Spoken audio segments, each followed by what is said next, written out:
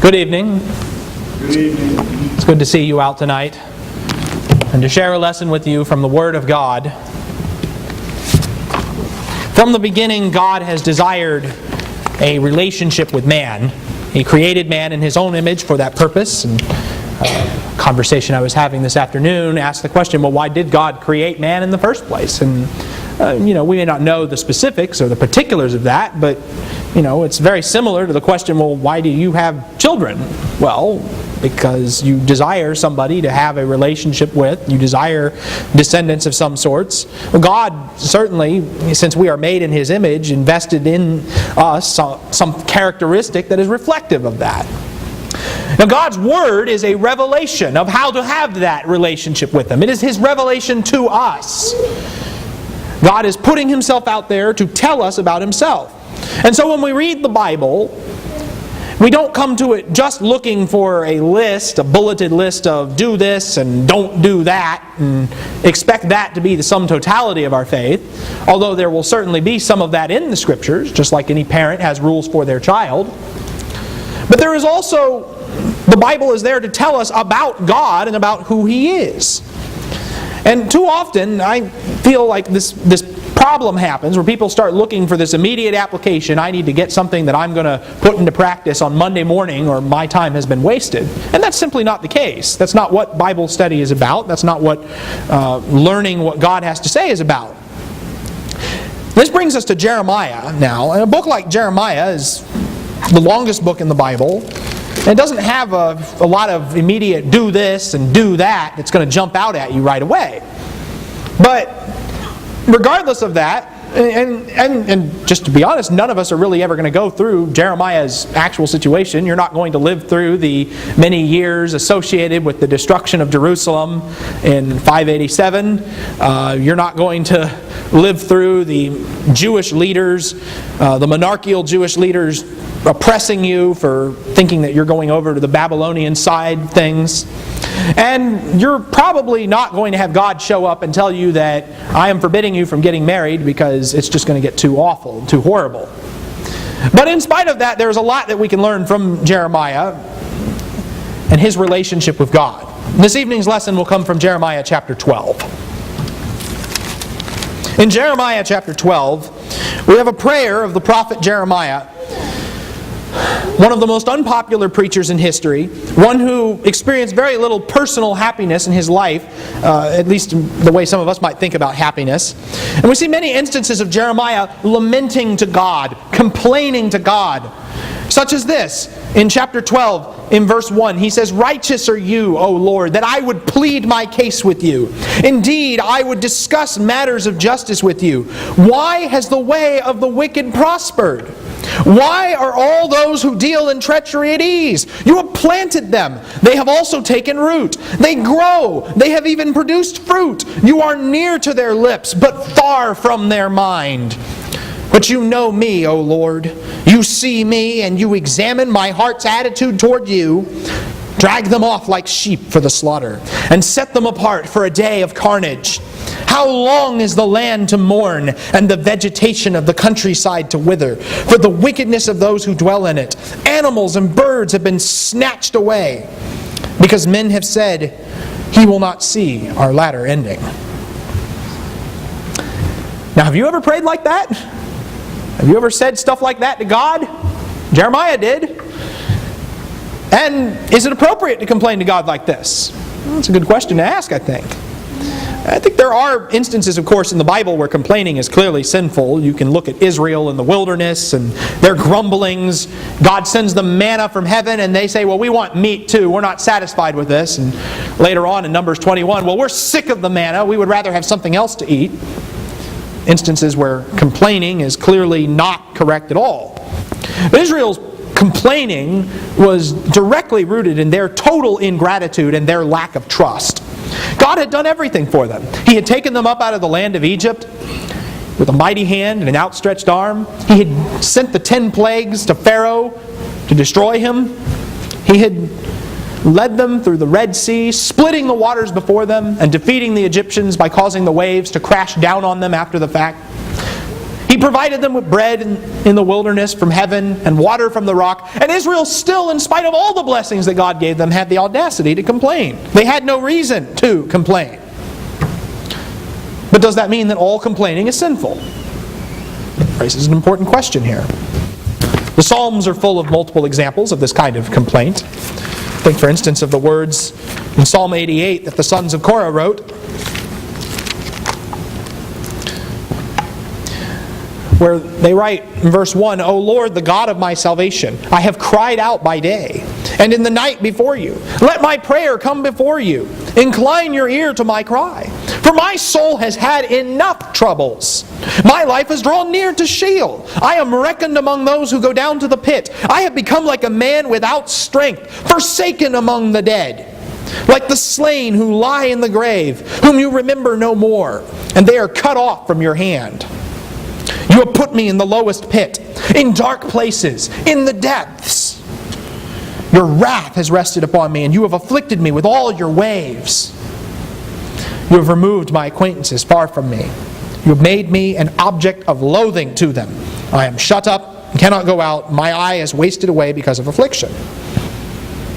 Now, are we going to sit there and argue with the inspired writer that this is not appropriate to say, or that these things are somehow incorrect? Well, I mean, these are, on the one hand, these are the words of man in a prayer to God, but on the other hand, this is the Word of God we are reading, and these are the Psalms, and so therein we have, the Psalms are full of things like this, by the way, examples of complaint, people crying out to God and saying, why is it so awful? Why are the wicked prospering? Why are the righteous suffering? Indeed, Lord, why aren't things working the way that they are supposed to?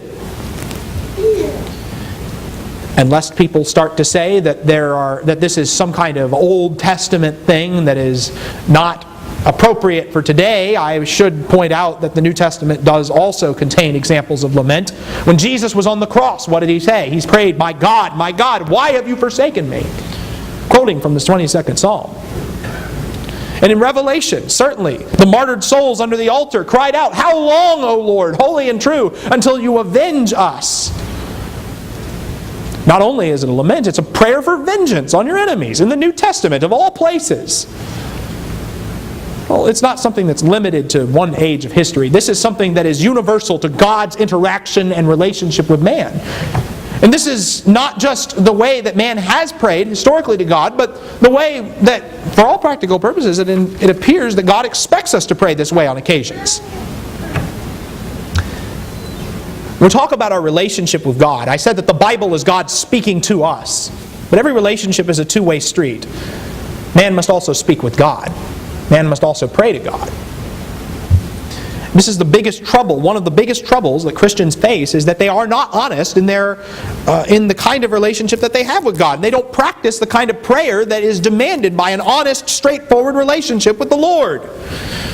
A need for brutal, raw honesty. Let you in on a little secret. Life's not fair.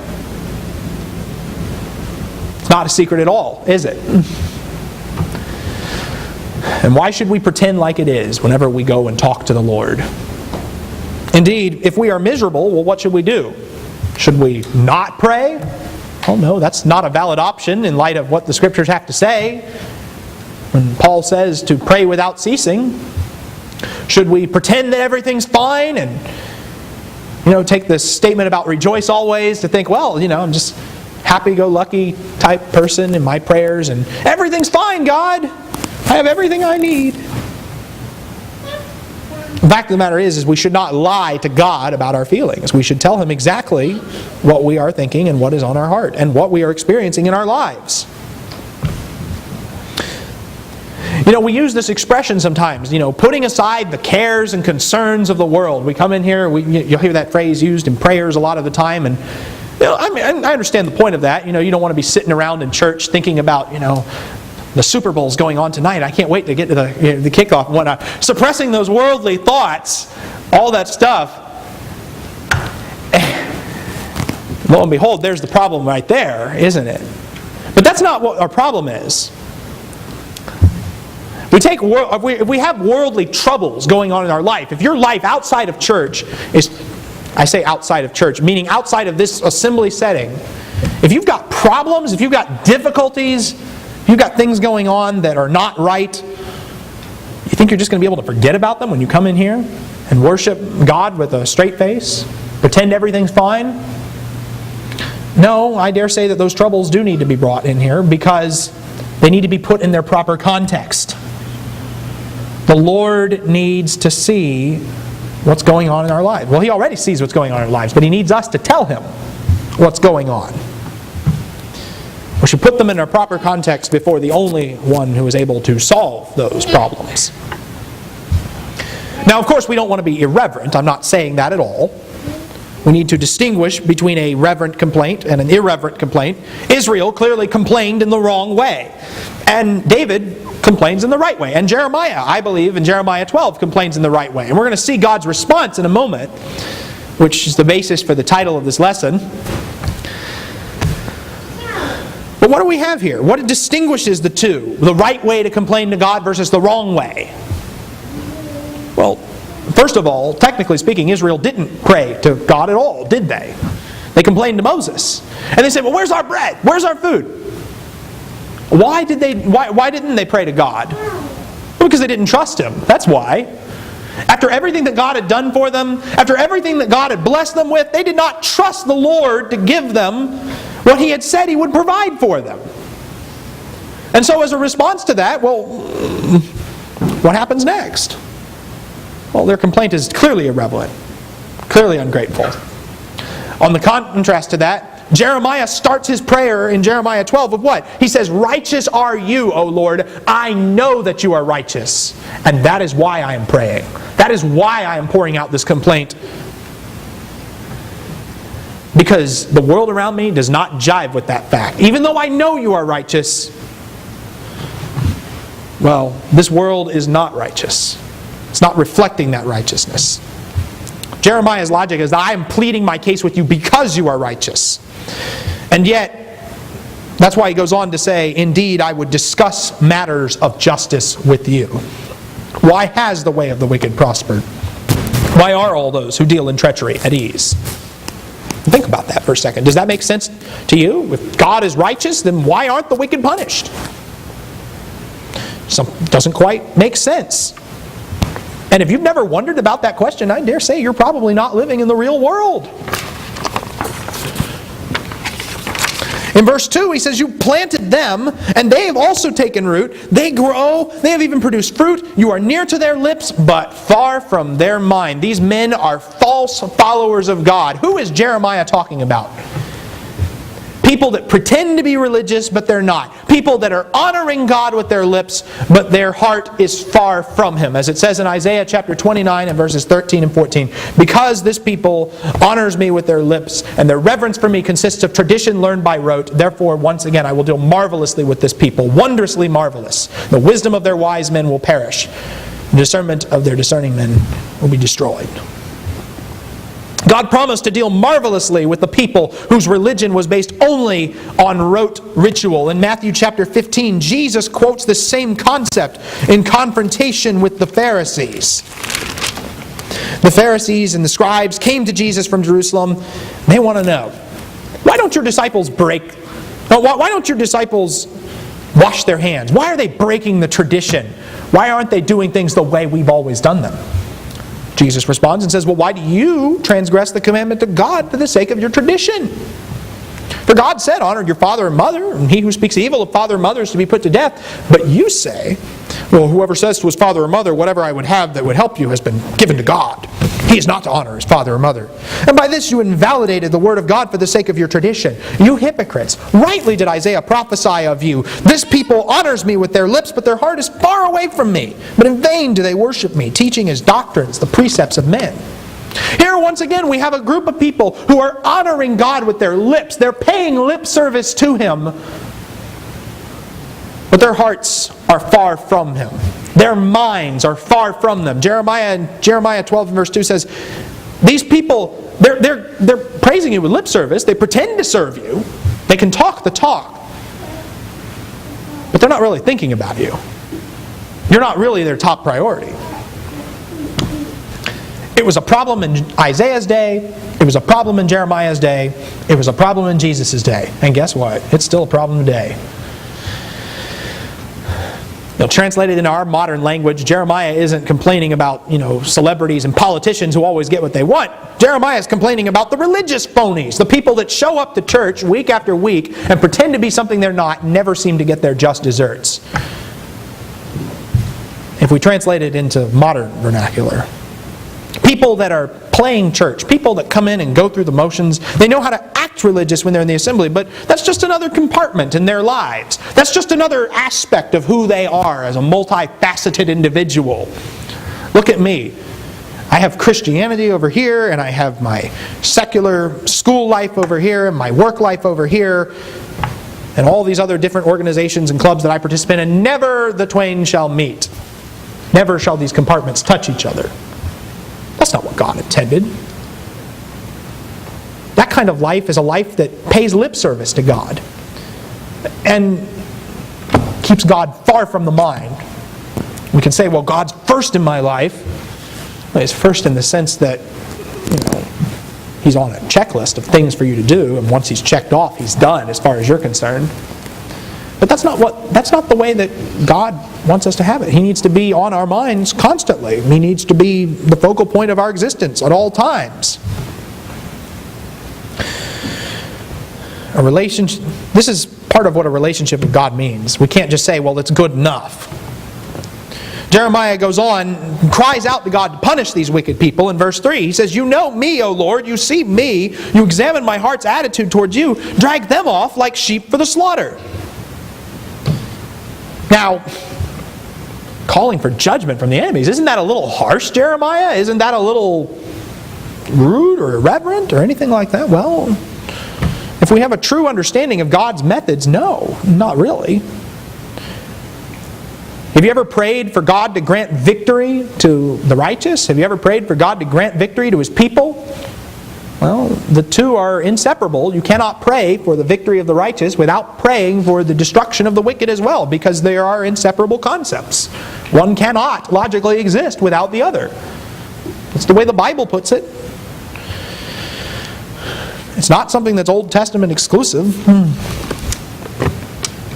And so, this is the question once again posed to God. How long until you make everything right? How long until you settle all accounts? How long until you intervene, you visit your people, and you act in judgment? There are times when it is appropriate to call down the judgment of God on those who willfully reject Him and oppress His people. Jeremiah's situation, if you look in the previous chapter, in chapter 11, in verses 18 through 20, it says that the Lord made it known to me, and I knew it. Then you showed me their deeds. But I was like a gentle lamb, led to the slaughter, and I did not know that they had devised plots against me, saying, "Let us destroy the tree with its fruit, and let us cut him off from the land of the living, that his name may be remembered no more. But, O Lord of hosts, who judges righteously, who tries the feelings in the heart, let me see your vengeance on them, for to you have I committed my cause." You see that the people around Jeremiah were saying, let's treat him like a lamb for the slaughter. Let's get rid of him. Jeremiah turns their curse on its head in chapter 12 and says, drag them off like sheep for the slaughter. He calls them to be led off to the slaughter as well. Of course, the great twist of biblical history and irony is that somebody was finally led off as a lamb to the slaughter, but it was the one person who didn't deserve it. Jesus Christ our Lord. Isaiah 53 speaks about him and so on.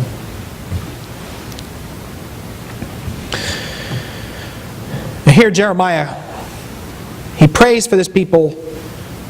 And you know what? Jeremiah had been praying for this people prior to this circumstance, which is so interesting about all this. Jeremiah had been praying for their repentance. He'd been praying for their salvation. But what did God say in chapter 11, in verse 14? "Therefore, do not pray for this people, nor lift up a cry or prayer for them.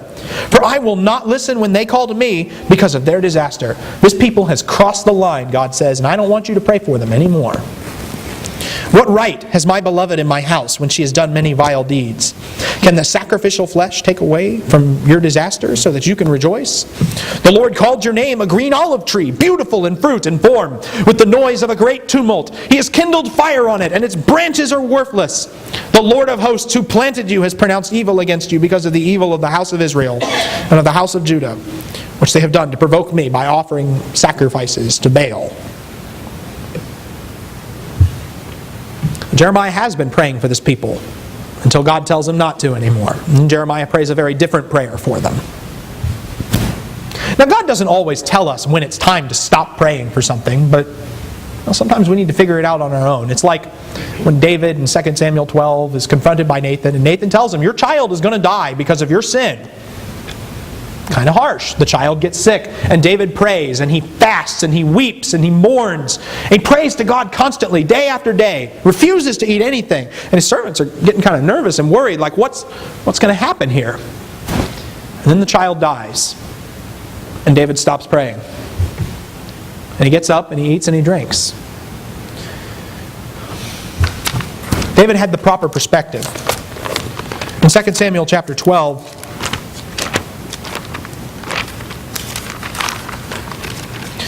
in verses 21 through 23, his servant said to him, what is this thing you have done? While the child was alive, you fasted and wept. But when the child died, you arose and ate food. And he said, when the child was still alive, I fasted and wept, for I said, who knows? The Lord may be gracious to me that the child may live. But now he has died, why should I fast? Can I bring him back again? I will go to him, but he will not return to me. You see, there are times when we must pray continually and fervently, and there are times when it is necessary to stop praying about something because God has said no, and his decision will not be overturned. And so Jeremiah asks this question, how long is the land to mourn and the vegetation of the countryside to wither? For the wickedness of these who dwell in it, animals and birds have been snatched away because men have said, he will not see our latter ending. Now, Jeremiah trusts God. He trusts that God knows what he's doing, that God will grant deliverance in some capacity. And in fact, the wrath of God is just a means of showing his mercy as well, because it does redeem that righteous remnant like Jeremiah who do love God and who do care. But God's response has always struck me as so interesting. God doesn't show up and pat Jeremiah on the back and say, well, there, everything's going to be fine. Everything's going to be wonderful. It's going to get better next week. That's not what God tells Jeremiah. He says, if you have run with footmen and they have tired you out, then how can you compete with horses? If you fall down in a land at peace, how will you do in the thicket of the Jordan? For even your brothers and the household of your father, even they have dealt treacherously with you. Even they have cried aloud after you. Do not believe them, although they may say nice things to you. I have forsaken my house. I have abandoned my inheritance. I have given the beloved of my soul into the hand of her enemies. My inheritance has become to me like a lion in the forest. She has roared against me. Therefore I have come to hate her.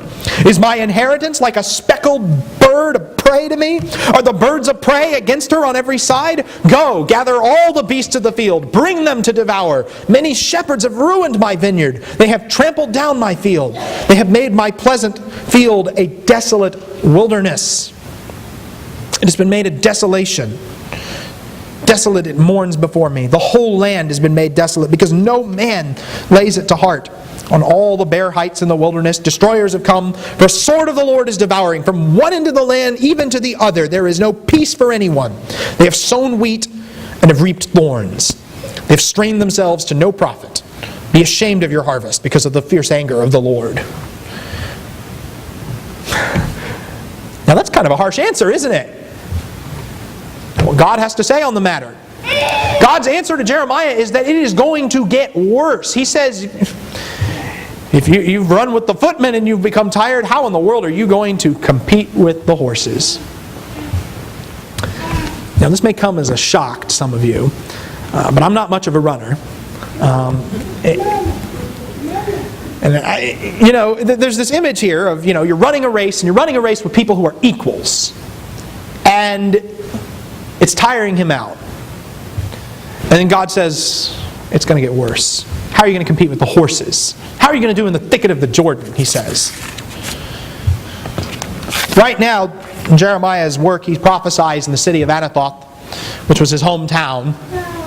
God's about to send him somewhere else, to the city of Jerusalem, the capital city, the harlot city, the seat of all of the corruption that has been going on. Jeremiah is going to have to run with the horses soon. Sometimes that's the answer God gives us. It's going to get worse before it gets better. And does that mean we should lose our trust in God? Does that mean that we should just give up? God's made it too difficult for me. I'm going to quit and go do my own thing. Well, no. Even if we go through our entire lives and the suffering is never mitigated, and it's never made right, and it's never fixed, well, surely a crown of life awaits that person. Surely the crown of life awaits Jeremiah because he trusted God. God goes on to say, your family is betraying you, even your brothers, even your household of your father, even they've turned on you, he says. And you think it's that bad? God's answer is not, God shows Jeremiah the gravity of the situation even further. He says, it's even worse than you think already. It's not time to alleviate the sufferings just yet. It's not time to alleviate the betrayals just yet. It's like Jesus when he prayed in the garden, let this cup pass from me. Did the cup pass from him? Was Jesus able to avoid the sufferings of the cross? No. But you know what Jesus did tell God? He says, not as I will, but as you will. Not my will, but yours be done. Jesus trusted God. Now shortly after Jesus prays that prayer, what happens? He's betrayed, much like Jeremiah was. He suffers, much like Jeremiah did. He's put on trial unjustly, just like Jeremiah was. He's bound and beaten, just like Jeremiah was. And he goes to the cross, something that Jeremiah did not do. Something that the Son of God should never have had to do, but nevertheless, that was what it came down to. Jesus trusted his Father, and he accepted when the answer to the prayer was no. And God goes even further than that. This is one of those things about consoling people. Whenever people come with you with a difficulty or a complaint in their life, their first instinct isn't really to start telling them, well, I've got it way worse than you do. Maybe some people that's their first instinct. I don't know. But I imagine that that's not considered a very, that's not considered the best PR move. So what does God do next? He says, well, look at what I'm going through, Jeremiah. Look at my situation. I am forsaking my house and my inheritance. God says, my creation is roaring at me, and now I am put in a situation where I have to hate it. He says, I have come to hate her, in verse 8. He describes his inheritance as a speckled bird of prey and beasts. He talks about the shepherds, the people who were supposed to be ruling his people. They've gone and ruined his vineyard. They've gone and made a mess of everything. He says in verse 11, the land has already made itself a desolation. And so in verses 12 and 13, God comes to judgment. On all the bare heights in the wilderness, destroyers have come, for a sword of the Lord is devouring from one end of the land even to the other. Now, when you were growing up, your parents may have told you at some point that, right before they were going to spank you usually, that this is going to hurt me more than it hurts you. And no child in their entire life when they hear that, well, no child on the face of the earth when they hear that believes that their parent is telling the truth on that instance. Because I don't know about you, but I can't imagine how it hurt them more than it hurt me.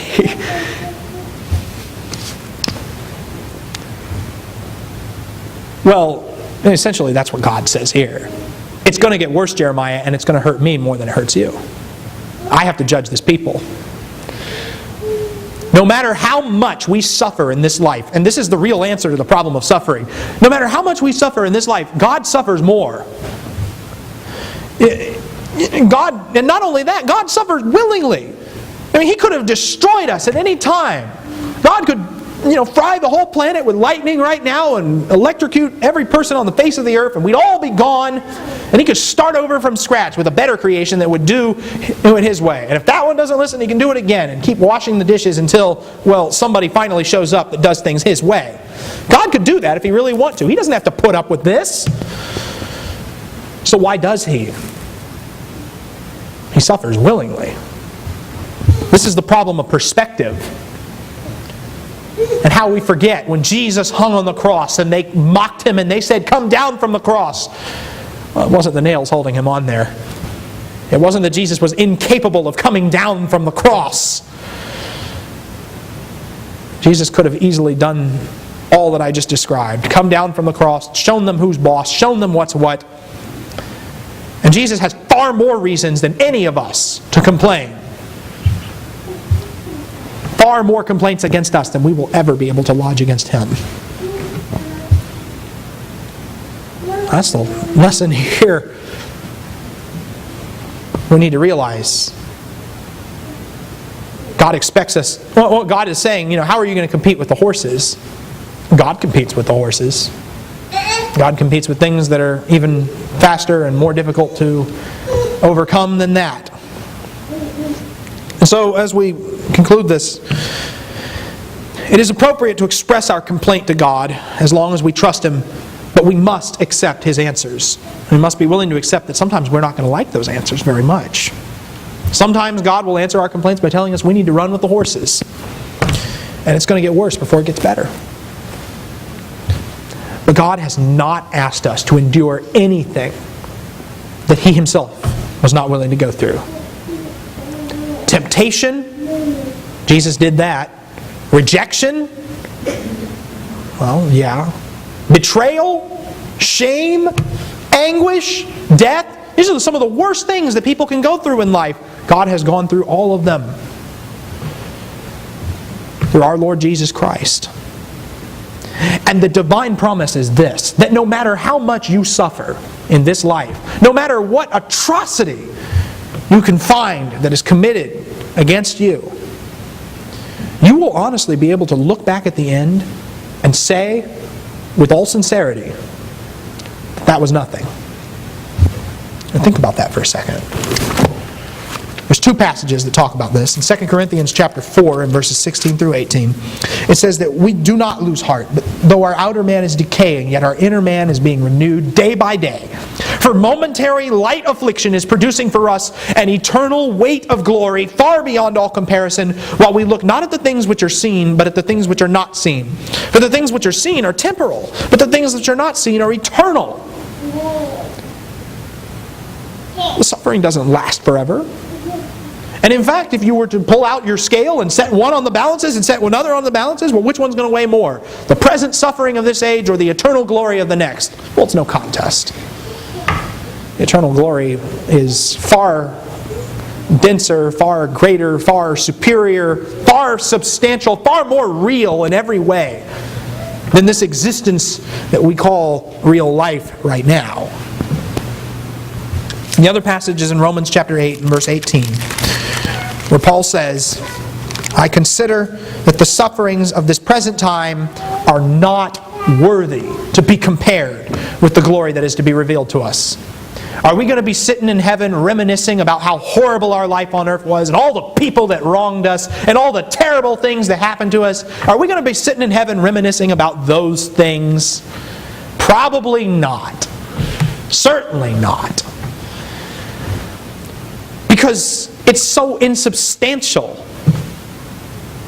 It's so uncomparable to what's coming. I remember when John had to go in for his eye surgery, for his tear duct and whatnot, we had to give him these little eye drops. And I tell you, I have never seen, you've never experienced something like trying to put eye drops in a child's eye. It's something else. He did not like that. It was horrifying. It was the worst thing that ever happened to him as far as he was concerned. Think he cares about that now? I think he's gotten over it. I think he'll be fine. That's insubstantial now. That's in the past. That's gone and forgotten. Well, how much more can God do that on a greater scale, though? Think about that for a second. We will honestly be able to look back and say the same thing. We won't even remember it, really. God says He would create a new heavens and a new earth, and behold, the former things have passed away, and they will no longer be remembered.